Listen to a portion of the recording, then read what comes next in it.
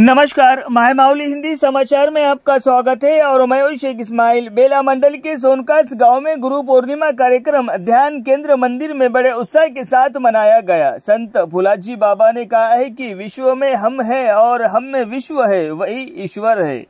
फुलाजी बाबा को सोनकास गांव अपना गुरु मानता है और आज के दिन गुरु दिवस भक्तजन मनाते हैं। इस अवसर पर ध्यान केंद्र अध्यक्ष द्वारा ग्रंथ पूजन किया गया और सभी भक्तों ने ध्यान और आरती की और वीडियो के माध्यम से बाबा जी की अमृतवाणी भक्तों को सुनाई गई। अंबादास शेंडे, नंदू नागोशे, सुनील शेंडे, राजाराम नागोशे ने आध्यात्मिक पर अपने विचार व्यक्त किया। कहते हैं कि गुरु के बिना ध्यान नहीं, ध्यान के बिना आत्मा नहीं और ध्यान, ज्ञान, धैर्य और कर्म ये सब गुरु की देन है।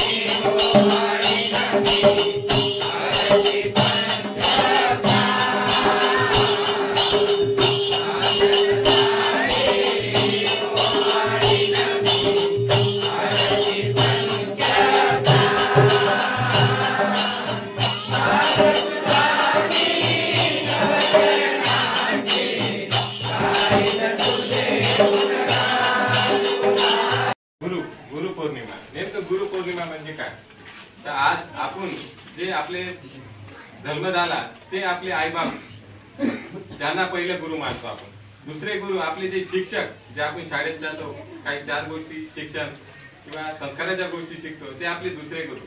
आणि जे तिसरे गुरु आहे जे सर्वात महत्त्वाचे म्हणजे आध्यात्मिक गुरु। आपण जीवन कसं जगायला पाहिजे, कोणत्या गोष्टीकडे जायला पाहिजे, जीवनात आपण कोणत्या गोष्टीला महत्त्व दिले पाहिजे हे जर सांगणारा गुरु म्हणजे आपल्या जीवनाविषयी ते म्हणजे तिसरे गुरु म्हणजे आपले जे आध्यात्मिक गुरु, तर त्याला गुरु मानलं पाहिजे ना आपण। मग महिलांना आपल्या वृत्तीच्या नुसार वागावं म्हणून बाबाजींनी सांगितलं ते आणि राष्ट्रसंतान सुद्धा त्याच्या सुद्धा मंदिरात तेच चालत राहते। प्रत्येक संस्थेच्या ठिकाणी जर तुम्ही आम्ही नांदेडला गेले तर कोण्या महिलाच्या आपल्या महिला गेल्या होत्या तर आपल्याकडल्या महिलाच्या डोक्यावर शेव त्यांची स्वतः ठेवणारी व्यक्ती होती। आम्ही त्यावेळेस 300 वर्षाचा कार्यक्रम होता, दुकानदार मामाजी होते त्यावेळेस गेले होते तर त्याने स्वतः पैसे आपल्या डोक्यावर शेव ठेवत होते। तर आपल्याला तेवढी आपल्या जीवनाचं आपण भान ठेवून आपल्या डोक्यावर शेव घ्यावा आणि जे आपल्याला कुंडलिनी जागृत राहिली की कुंडलिनी आपल्या डोक्यावर शेव नसला तर आपली कुंडलिनी आपल्या आज आपण सर्वजण पटनापूर जायचे दरवर्षी दरवर्षीप्रमाणे या वर्षी जात होते, पण पाऊस असल्यामुळं जाऊ शकले नाही कोणी. तर काही हरकत नाही. बाबाजी म्हणले तुम्ही कोठून नाही करा, पण तुमच्या हृदयातून, तुम्ही तुमच्या अंतकरणातून. मी जर तुम्ही हार केली तर तुम्ही एक पाव टाकला तर मी 2 पाव नक्कीच टाकतो म्हणून बाबाजी हर वेळा सांगत होते. खरं सत्य आहे. आज सुद्धा आज आपण जेवढ्या जणांना हृदयातून जर त्याचं नामस्मरण जर केलं असेल तर आपल्याला आज सर्वांना दर्शन भेटलं. प्रसाद कोणता घेऊन जायचा आहे? नुसतं नारळ, शरणी, साखर, पेढा हा नाही, तर या ठिकाणी जे गुरुचे विचार प्रत्येकाने आपापले मनोगत या ठिकाणी व्यक्त केलेले आहे, त्यामधून काही बोध घ्यायचा आहे, ग्रंथातून काही बोध घ्यायचा आहे आणि या पेढ्याच्या, साखरेच्या, नारळाच्या, शरणीच्या प्रसादाच्या रूपाने आपण जो प्रसाद खातो त्याच्याबरोबर हे विचार आपल्या भाविक भक्तांचे मनोगत आपल्या अंतरात्म्यामध्ये उतरवून घ्यायचे आहे आणि संतांच्या विचारांच्या पद्धतीने, त्यांच्या विचाराने आपल्याला आपल्या आध्यात्मिक जीवनाकडे एक एक पाऊल टाकून आपलं आचरण शुद्ध करायचं आहे आणि साफल्य गाठायचं आहे.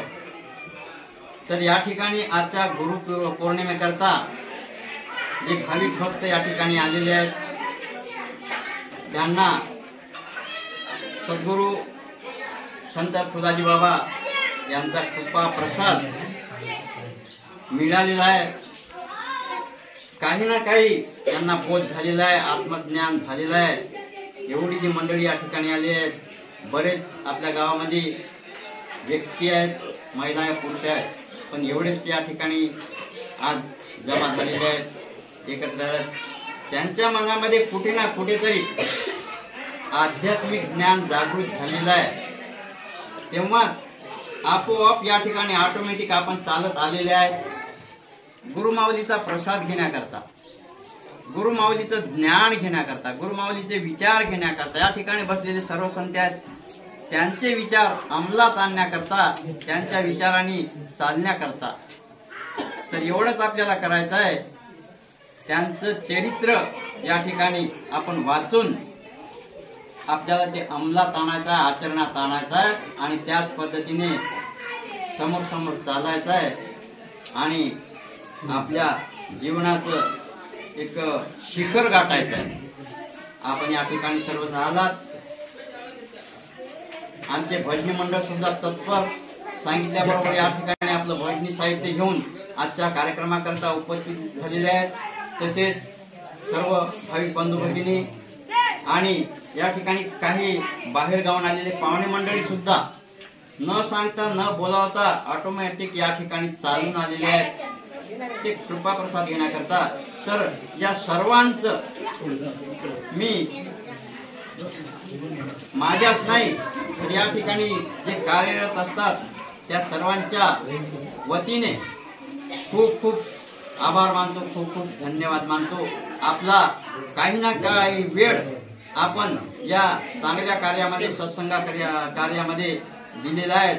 त्याबद्दल मी सर्वांचं पुन्हा एकदा खूप खूप आभार मानतो आणि आजचा हा गुरुपौर्णिमेचा कार्यक्रम याच ठिकाणी संपला असं जाहीर करतो. सर्वांनी मात्र प्रसाद घेऊन जाण्याची कृपा करावी. धन्यवाद.